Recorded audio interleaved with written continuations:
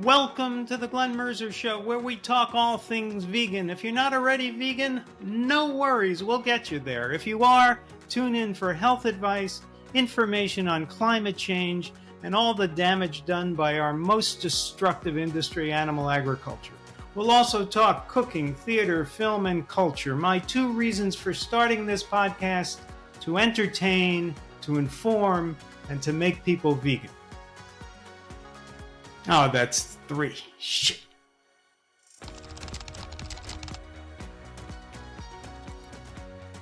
Welcome to the Glenn Mercer Show. You could find us across all your favorite podcast platforms. You could find us on YouTube. Please remember to subscribe. And you can find us at realmeneatplants.com. My guest today is my friend who is an environmentalist and author and sustainability expert, Tyler Kanczuzewski, or as I like to call him, Tyler. Tyler, welcome to the show. Thanks, Glenn. Glad to be here. Well, Tyler, you are the author of a book that I consider a modern classic on the subject of Reinventing Your Waste. That's the title. This book talks about a new paradigm in dealing with sustainability, and that is the 4 R's: respect, restore, recover, and reinvent. Tell us about the 4 R's. Let's start with respect.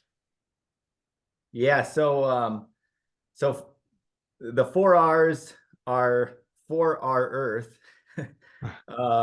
and it's kind of an ode to the 3 R's that the EPA really pushed in the 70s. You know, and like the Earth, like our first Earth Day was in I think the early 70s, or maybe even 1970.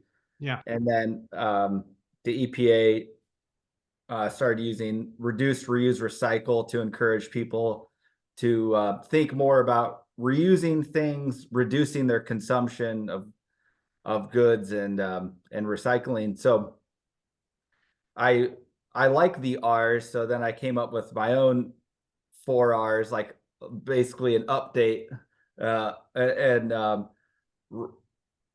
that's how I came up with the book title, is reinventing, basically kind of reinventing those original reduce, reuse, recycle words that we used, and coming up with a way to reinvent waste. But I thought it's good to start the book off with a little bit of kind of a history of like how our industrial revolution and digital revolution, basically all of our major revolutions, have really grown businesses and consumption of goods or platforms to produce goods and services. So and through all of that, we've produced and generated a lot more waste. So I thought chapter 1, or step 1, respect, was important. To respect our resources that we're given on the planet. We only have one planet, as we know of. I know people like Elon want to go live on other planets, but he may be there already. He may already be there, and I'm more of an earthling, I think, and I want to stay here and learn how to live more in harmony with what we do have. So that's how I came up with respect, and it's a little bit of backstory around, we have scarcity on the planet, and we need to respect what we have here. Okay, so we begin with respect for the earth and our natural environment, and we go from that to recover, right? Yep. So recover is basically a history of how we went from a lot of uncontrolled dumping of waste. Basically, we lacked infrastructure to in a clean way, in a sanitary way, waste. So paying respects to our modern day systems that we have put in place, like landfilling, or back up, collecting trash at homes or buildings, commercial buildings, in a dumpster, and then a trash man coming to pick that up and then taking it to a facility that's then taken to a landfill most often, or sometimes a waste to energy plant or something else. But kind of paying respects to, we have done a good job at waste management in general, and have created more sanitary systems in the developed nations. In the US, obviously there's a lot of third world countries, or countries that are growing in population and more consumption of goods and products, so they're going to have these issues that the US dealt with decades ago, where you might have more uncontrolled dumping, like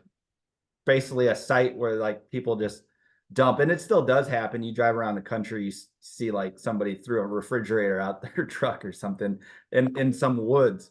Like, so I think we still do see some uncontrolled dumping, but there's fines, for littering. So you got to be careful if you're going to just go dump things. And we still have pollution and like trash that goes in to rivers and into the ocean, or on the highways. So I mean, we're not perfect by any means. So yeah, from a high level, recover is all about current systems that are in place in a developed country, focus on the US. And we basically have come a long way, and it kind of starts setting the stage for the next step, or the next R, which is the reinventing. Now, before we get ahead of ourselves, would recycling, like when I take out my recycling bins, that goes under recover, right? Yep. Now, here's my question to you. When I divide my trash into, the recyclables like glass bottles and metal cans and so forth, and then put in the non-recyclables a lot of garbage from everyday life. Can I be confident that my recycled stuff is being recycled? Yeah, it's a really big thing, right now. I think there's a lot of concerns about that nationwide, and I get that all the time. Like, yeah, we do have recycling, or supposedly we have recycling, but we hear that China used to take a lot of that, and now China's not taking a lot of the recyclables, mostly plastics. And were they recycling it into other plastic goods? Yes. So what I understand, and what I research, is that with our trading with China, we used to. I think we still buy more products from China than they're buying from us. So we get all these ocean containers of product, and then we were sending these ocean containers empty back. So we set up, I'm sure, I don't know which administration worked on it, but they figured out, hey, can we, improve our recycling initiatives, or we are improving our recycling initiatives. Is there a way we can send back like plastics or different recyclables to you? So they set that up. And then what I heard is that a lot of the plastic was dirty and mixed. There's like 7 different grades of plastics. So there's a lot of different types and makeups of plastic that don't necessarily go well together. A lot of times, at least in the US, they're separated. But so we were sending back mixed plastics, and a lot of time they were dirty. Like a lot of times. Let me interrupt you. Were we paying them to take it, or were they paying us to take it? So I guess because these containers were already going back, that it was we were sending it over for free. I'm not sure about the fuel Mhm. and or whose containers they were. In my head, I was thinking, okay, these are Chinese containers and shipping companies or partnerships with China. The ship is going back with these empty containers, so they set it up. Hey, can we fill the these with recyclables at a break even or just for free? So that is what went on for a while, to my knowledge. So they And were then buying our debt and taking our trash. I guess, yeah, yeah, kind of interesting.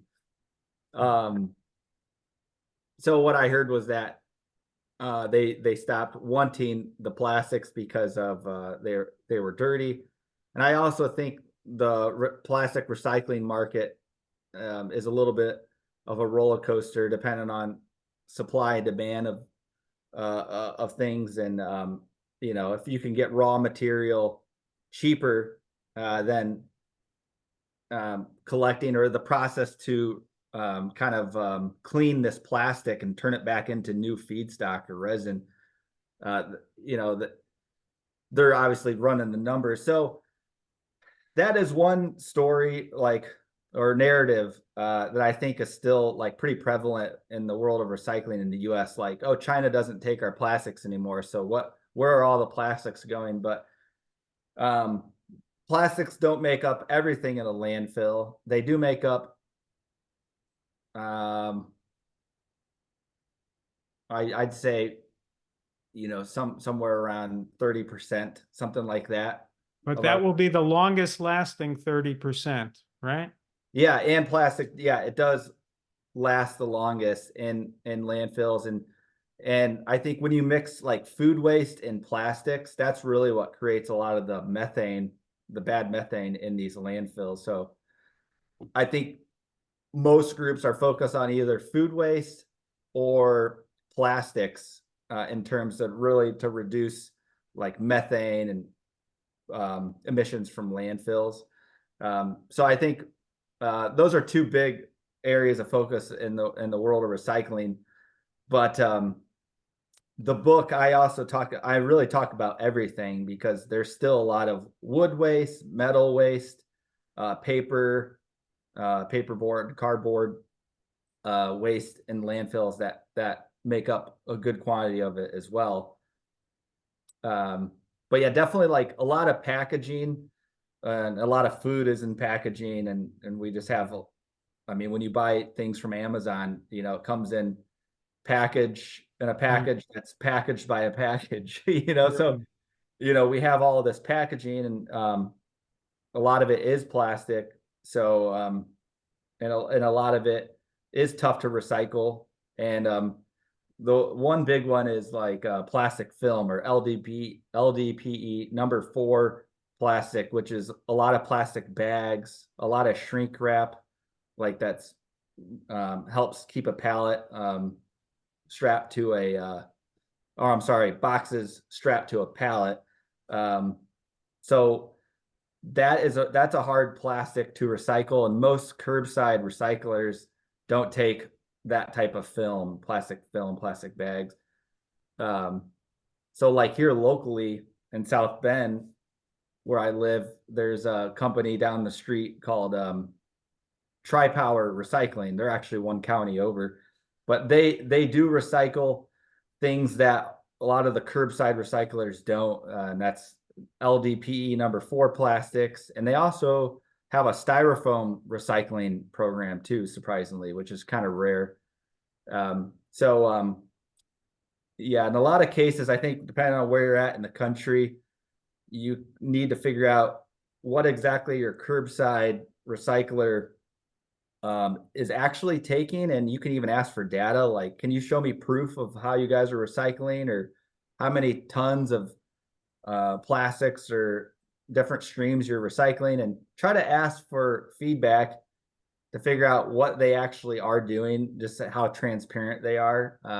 Because I learn a lot when I communicate with our curbside recyclers here locally, and what they're actually doing. See if I can get a tour And then if I learn that they're not really recycling certain material streams, figure out who else will, locally or regionally. Well, not everybody wants a tour of a recycling plant. So on behalf of Americans, we thank you for doing that for us. No problem. Glad to do it. It can be smelly. Yeah, I It's would think pretty so. dirty. Yeah. And Now I that brings us to the third R, which is, I think, the most creative one, and it's the one in the title, Reinvent Your Waste. The third R is reinvent. So what do you mean by reinventing waste? yeah, so the big idea is to another R word is rethink what waste is or what trash is, and kind of uh, really kind of digging into like our whole culture around, oh, that's trash, that's gross, and we're kind of raised in school and in our families, like there's just generational thinking around, you have trash, you put it in a trash can, you put it in a bin, take it to the street, have a trash man take it, and you don't have to deal with it. Let somebody else deal with it. And I'm trying to throw that model upside down and say, well, trash does have value to somebody. One person's trash is another person's treasure if there's enough quantity of it. There's companies that even proven, like TerraCycle on the East Coast, they're reinventing waste in a lot of ways. They take a lot of things that are hard to recycle and turn it into something. Like they even have a cigarette butt program. Gross cigarette butts they've turned into new products. What can you turn a cigarette butt into? I think they did like maybe even benches, and that's A popular. cigarette butt bench? Yeah, maybe a cigarette butt bench. I know they've done that with caps. There's a I lot of wouldn't like, want to get burned on a cigarette butt bench. yeah, you got to be careful. Yeah. And some companies have done that with like bottle caps or plastic caps. Like they've Uh-huh. taken plastic caps and made like a bench. It seems like a sitting bench is a common one, just to show like, hey, you can turn recycled materials into something. So so yeah, reinventing waste is really just trying to create a new culture of revaluing or rethinking what our culture says, what is trash, what is waste, and that actually a little wrapper, a cigarette butt, or food, any whatever it is, it has value. It's just a matter of maybe separation, the amount, the quantity, and who will take it, because basically everything is recyclable as long as you find somebody to take it, or you have it separated and have the right amount of quantity that's worth something to somebody. So I think just that in itself, a lot of people don't realize that everything has value. Like maybe there's, a wrapper is only a percent of a penny, but that's still something, to somebody. Um, so then I in that chapter of Reinvent, dive into a lot of groups, like I mentioned, TerraCycle, um, are reinventing waste, or there's groups out there like the Ellen MacArthur Foundation that has produced the circular economy concept and diagram, and it's all about creating a system where we design out waste out of manufacturing and end life, and basically end landfilling, and use materials that are more regenerative in nature. So biomass that can regenerate, rather than use materials in manufacturing and consumer goods that are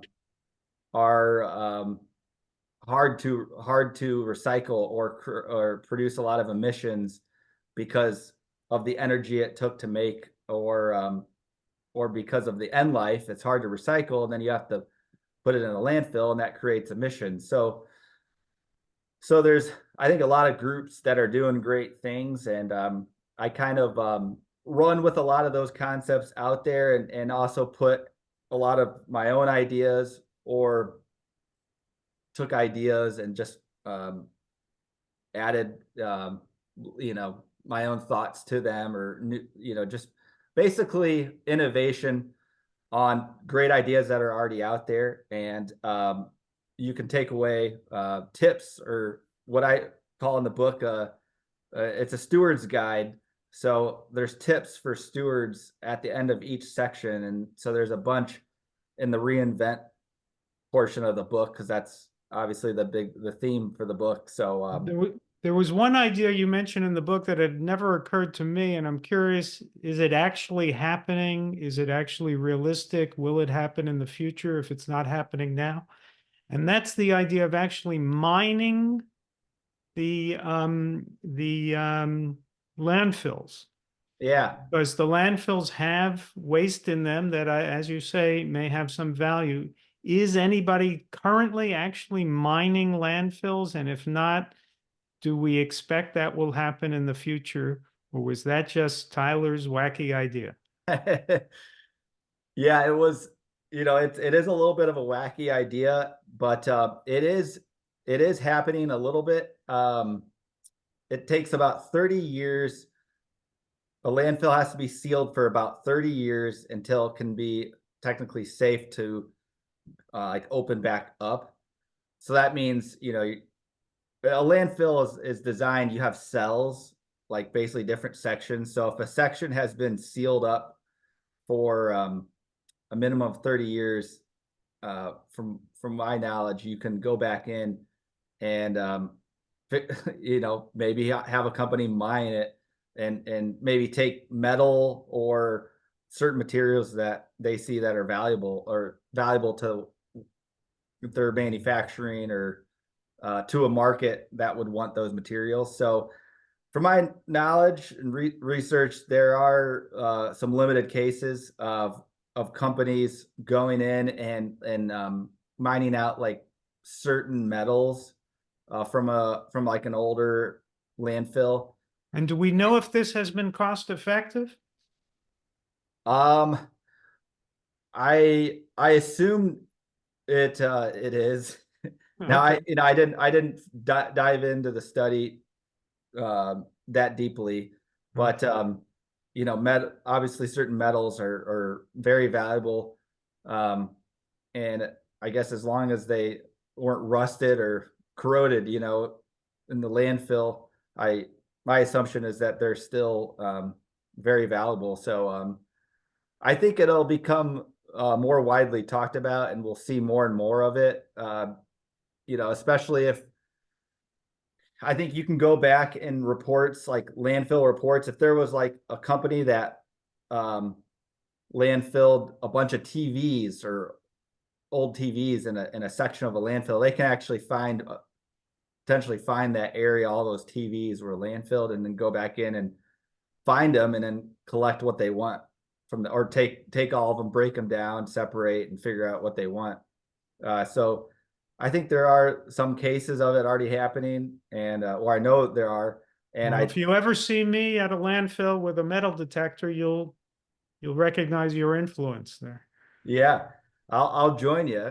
All right. We can both become millionaires off that material. Now, that brings us to the fourth R, restore. And what do you mean by that?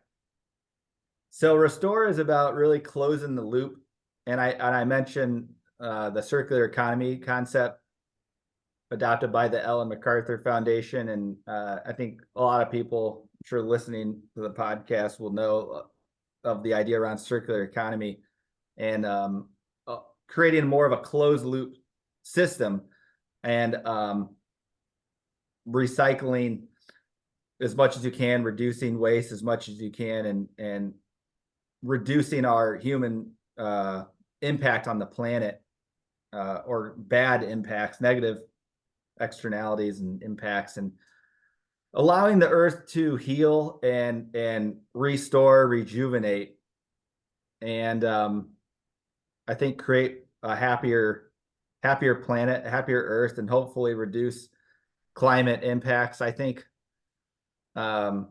if we really do a better job at recycling and eliminating landfills and also eliminating just global pollution, and including the plastic trash islands out in the ocean and all of that. There's obviously there's tons of pollution out there, physical waste floating around the planet.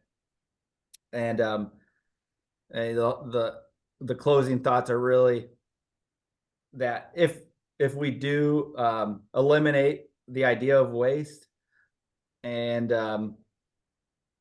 reinvent and recycle everything, we can really reduce our emissions and make a positive impact on climate change along with going vegan, of course. And let me bring in the vegan angle now. Yeah. I went now, what, 25 minutes without bringing in the vegan angle? Yeah. And, that was a lot for me. So Yeah. now it's time for the vegan angle. Let me read from Reinvent Your Waste, page 6 by Tyler Kanczuzewski.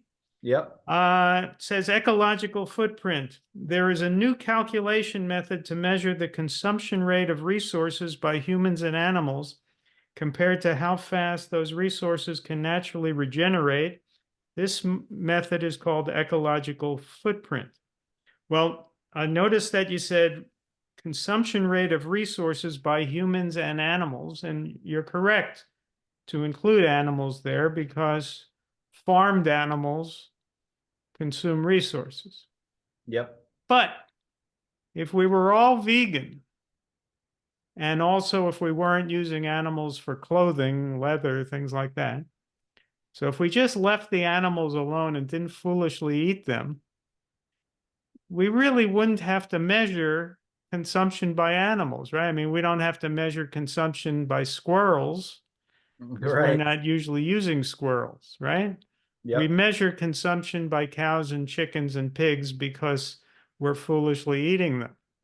Yep. So all that view of animals as being also contributing to the usage of materials, we wouldn't have to think that way if we just left them alone, right? Yeah. Yeah, it's a great point. Yeah, I mean, because that whole part of the book is about, there's a calculator online. It's ecological footprint calculator that you can find, and it's basically like the U.S. is consuming,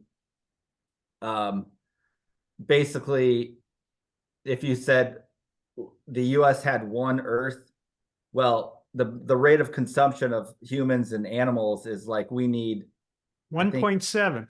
yeah. See, I studied the book. Yeah, or actually 1.7 I think might be the whole planet. So I think the US is more like, Oh, I see. maybe if you double look at it, because I haven't read the book lately. I even have to remind myself, but You have to read the books you write, Tyler. It's a rule. I gotta reread Yeah. for sure. Okay. I think the US No, is but like, what you wrote on page 8 was that you wrote, today humanity consumes the equivalent of 1.7 Earths each year. yeah. Yep, that's the whole planet. And then the calculations, I think for the US are 5. We need like 5 USs or 5 Yeah. Earths. Yeah. So yeah, that's a great point, tying in being vegan. If we didn't have so much animal farms, we would Right. really reduce their consumption because they eat a lot, they drink a lot. So yeah, we would be doing a lot better there with our ecological footprint. Right. You wrote that non-federal rural lands are predominant, and this is in the United States, non-federal rural lands are predominantly forest land, 413 million acres, range land, 406 million acres, and cropland, 363 million acres. So if we didn't foolishly eat animals, we wouldn't need that range land of 406 million acres. And the cropland, well, we would need some of it, but we're currently using a lot of those 363 million acres to grow crops to feed to the animals. So it's hard to imagine a more inefficient system than to use so much of the earth and so much of the United States to graze animals so that they burn the land, or grow crops, which you then have to transport to the animals so that you could then eat the animals, so that you could then get heart attacks and have to be brought by ambulance to the hospital. The whole thing is very inefficient. Yeah, super So, inefficient. yeah. Now, Yeah, you yourself, as I recall, correct me if I'm wrong, used to make the mistake of eating animals until you went to the Veg Fest in South Bend in 2023. Is that right? uh, yeah, our 2022. 2022? Yeah, we took they took a year off in 23, and so Oh, so 24 is going to be a big one. okay. So it was 2022 when I met you. Yeah, November of 2022.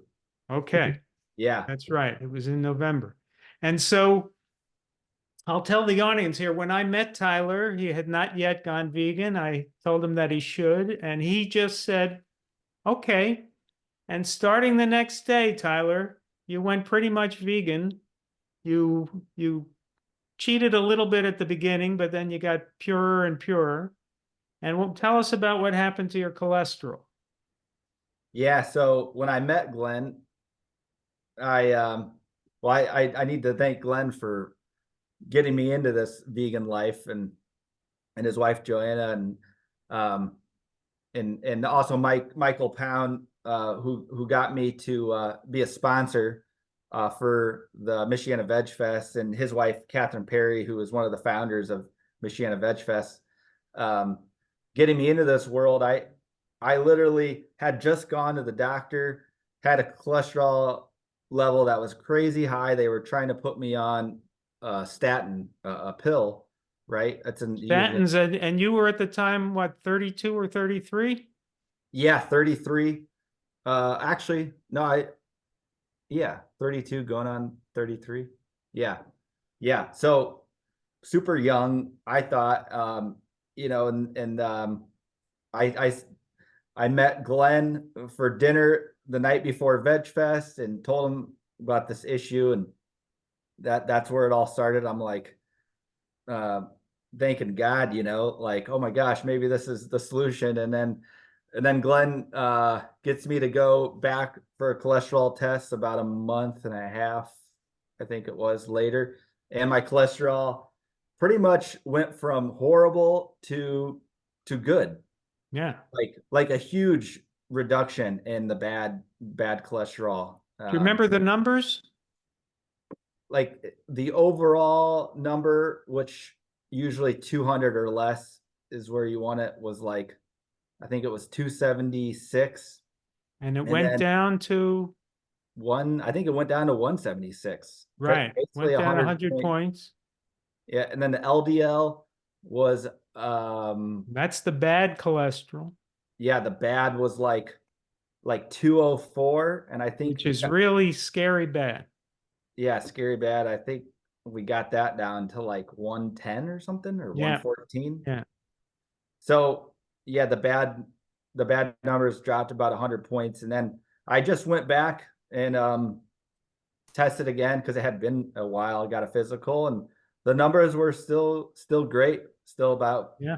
where they were. And I feel lighter, and I feel smarter. I feel like Yes, I there was do. a study in the New England Journal of Medicine that eating vegan makes you smarter. Yeah. I don't know. If anybody Well, wants to believe me on that, feel free. what I always heard about was when animals are, killed, butchered, that they're like, they release hormones and toxins into the meat, like as they're dying. And so like we're eating that, or whether it's testosterone hormones or toxins, because it's like maybe all their anxiety uh that was happening when they were getting killed was impacting the meat. So that kind of does make me think like we aren't getting all that bad toxins, and because of that, we're thinking clear. um It's a good theory. I'm with you on it. Clearly, yeah, it's a cleaner diet. yeah. We're going to take a quick break and we'll be right back with Tyler. All right, if you've ever wanted to show off your plant-based lifestyle and do it in style, here's your chance. We have some of the most amazing t-shirts, hats, accessories, coffee mugs, and more at shop.realmeneatplants.com.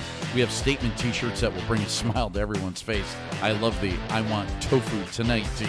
Plus, we have podcast tees, Real Women Eat Plants gear, Real Kids Eat Plants, and Real People Eat Plants, just in case men, women, and kids didn't cover it all. Yeah, we love you and love that you want to show off that healthy lifestyle of yours. Again, check out our high-quality gear at shop.realmeneatplants.com and enjoy.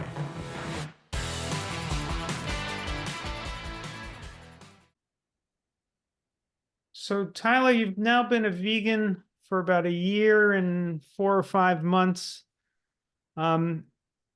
What's been the most difficult part, or has any part been difficult? I think the most difficult part is like events, any type of event, whether you're going out to a restaurant or a birthday party or a holiday event with family or friends. It just becomes tougher.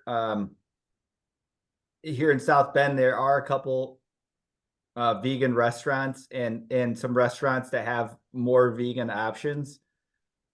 And I've definitely been learning about every restaurant that has any options, because I do like going out and trying new foods and socializing, being with people. So it's not like terrible by any means, but also with my cholesterol issues, I need to watch out for the oils that are using and Right. cooking with, which Right. we talk a lot about. Mm. But yeah, I'd say the single biggest issue would be like just like holidays, where like you traditionally have some type of animal product like a ham or a turkey Right. for Christmas, Thanksgiving, or Easter, whatever it might be. And like just for Easter, over that weekend, I took tempeh over for my meat replacement. And I got a couple people to try it, but it really wasn't that hard to do. It was just I just cooked it separately, and I had a lot of the other fixings. And I think my family is trying a little bit more to eat vegetables and normal human food, as you call it. And everything that I've been learning from you, I try to incorporate with my family, my siblings, my mom, and my nieces and nephews. They all live in generally the South Bend area, or we're right along the Indiana-Michigan border, and we call the area Michiana. So and that's why the Veg Fest that we talked about, it's called the Michiana Veg Fest. It's like probably for television, really. It's like they branded our area as Michiana. So yeah, and I'm still single. I date, and but so it's more. Is it now important that when you're dating a woman, you're hoping she's vegan, or you're trying to move her in that direction? Yeah, definitely. It's one of those check boxes now. Yeah. Is so yeah, being or eating food is a big part of life, and so it would be great to marry a vegan lady someday. I think it would be hard now, if she was not vegan. So yeah, so now that's like a factor, is well, and cooking for myself a lot. I think my biggest point is like if you had a partner that was also vegan and you cooked together, I think it would make it easier for me. Not that it's hard cooking for myself, but if you had a team, and you're constantly learning new recipes, I think it's great. Like you and Joanna do, um, and or have your own recipes. And yeah, so maybe I can find a vegan lady and we'll come up with some new recipes one day. That would be pretty amazing. It's always good to think of love as just a stepping stone to recipes. So, Yeah, so we can hope for that. gotta love So, that. do you use cookbooks? Do you cook from recipes? Yeah, yeah. Other than yearbooks, I'll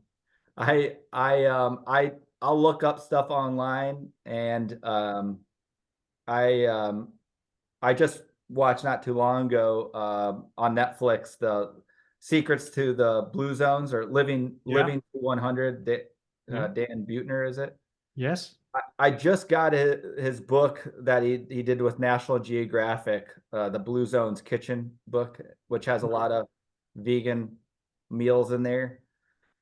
Because I do want to live a long life, and I think being vegan will help me live to whatever, 125, 150. What's your 150. We're goal? going for 150. 150? Yeah, that would be awesome. Yeah. Yeah. But it does mean that in about 40 years, you're going to start hitting middle age. So, got to Yeah. be prepared for that. Yeah, I turned 34 in March.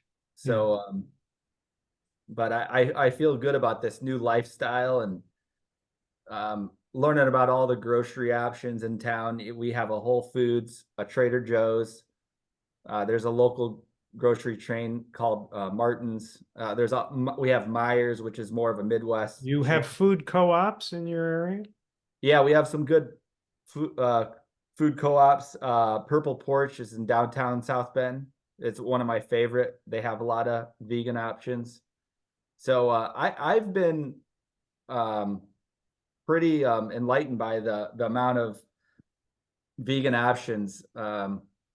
I think it's getting better. I really do. I think more people are at least tuning into this vegetable or plant-based lifestyle, whether or not they're full on vegan. So I have noticed in the year and a half about that I've been vegan that it's probably gotten a little bit better. And Now, have you converted it? You've mentioned that your family is moving in your direction. Have you converted anyone to being a full-on vegan? the closest is my mother, Liren Kanczuzewski. She would tell you she's vegetarian. Okay. But I think a lot of the week she is vegan, and she has an occasional cheat where she might eat some fish. Mhm. But I'm really still working with her, and I Okay. think she does feel a lot better, and does like the vegan lifestyle. So she's a practicing vegan, is Very good. what they say. Well, practice makes perfect. Yep, yep, we're getting there. And and you know sometimes I slip up, and it's never with a killed animal. It's only with like the dairy, or sometimes I have an occasional slip up. But I keep working on it. And Right. Also, you told me that story about you ordered in a restaurant a big salad, and if they make a mistake and I don't know, they put in some cheddar cheese or something, for me, I would just send it back. I can't eat that. But for you, you're a waste expert. So it hurts you to waste the salad more than it hurts me because that's your field. I don't like wasting food, but I couldn't eat it with if it had some cheddar cheese. yeah, So you have to deal with that balancing act of, are you that going to waste conundrum. food or are you going to stay vegan? Yeah, that does occasionally happen, and I have had those instances where I decide to eat it because I don't want to waste it.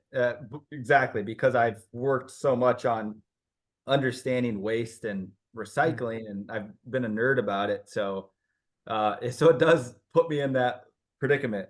Yeah. Uh, but I just need to do a better job sometimes when I'm ordering, Yeah. or like just really knowing what's in the ingredients. And I Yeah. think I You got to tell the waiter something like, I'm allergic to all animal ingredients.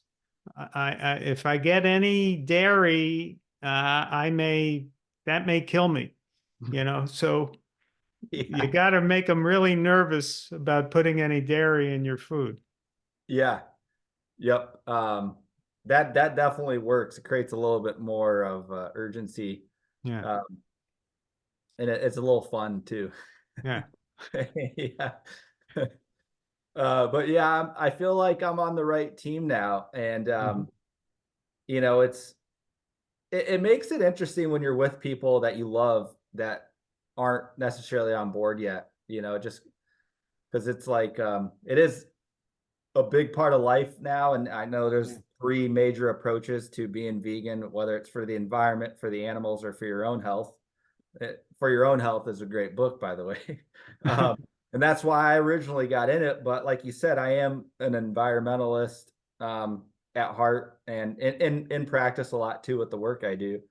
And I love animals, and I don't hunt. I do fish a little bit, but I catch and release. I don't kill the fish. So That confuses them.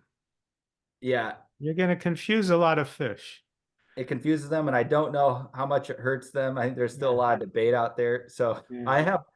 I actually have cut back a little bit on the fishing too because of Yeah. this. But so I hit all three, and so there's no reason to go back. And but yeah, sometimes I get frustrated with people, and I have to like um I guess slow my roll a little bit since I'm a new vegan. I like you've been at this for so long. I know you want a new vegan a day.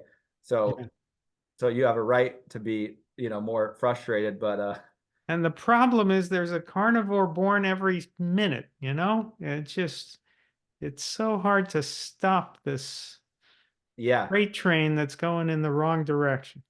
And I do feel your pain about, well, where do you get your protein? Because I get that like so much. Like you need protein. You're skinny. Like where do you get your protein? So I get a kick out of that whole conversation.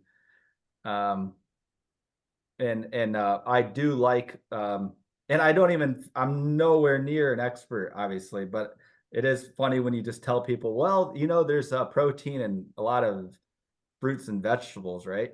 Sure. They're like, oh, really? Legumes.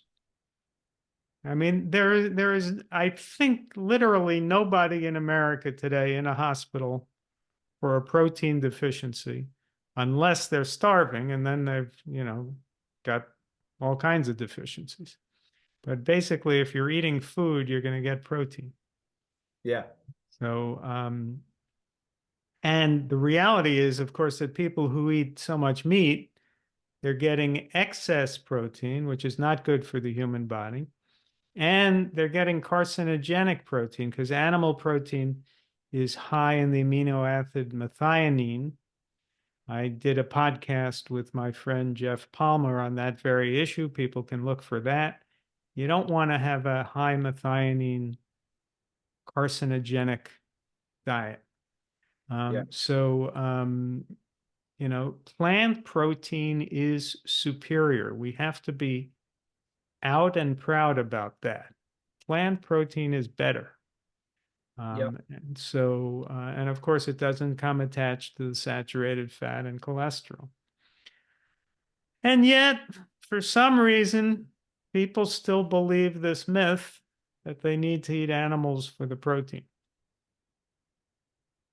But And it's a very good thing that you became a vegan before this book got published, or else, I'd be on the internet attacking you as a hypocrite. It would get ugly. We wouldn't yeah, want that. no, So, no, definitely not. so this way, you can't really be an environmentalist and a meat eater, you know? Yeah, yeah. I do think there's a surprising amount of environmental this conservationists out there that haven't jumped on the vegan train yet. Yeah. So hopefully we can do more of that. Yeah. Because there's how many billions to go on vegans? Yeah, I guess we got about 8 billion people in the world, and I don't know how many vegans, but it's a small percentage, maybe Yeah. 3 or 4% of the world. I don't know. My first kind of environmental related job was getting into solar energy, and I'm still in solar energy. So I'm all for renewables. I don't think solar is the answer to everything, but it does help us reduce our consumption of fossil fuels.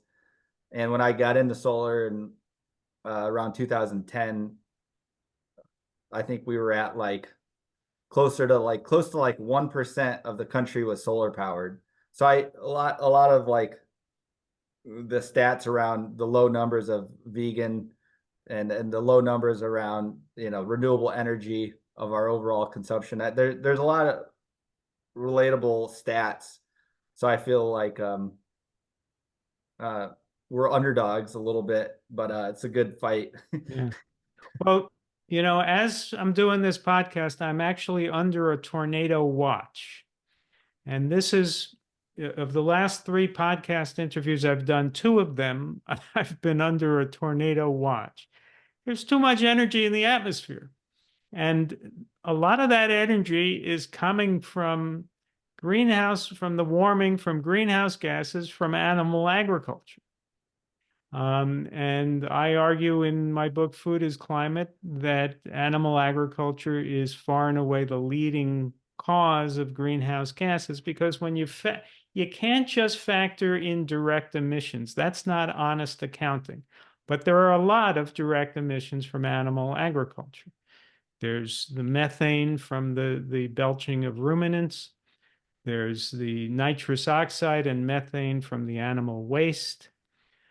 There's all the energy inputs to grow the crops, to transport them to the animals. So there are a lot of direct emissions from animal agriculture, but that is dwarfed by what we call the carbon opportunity cost.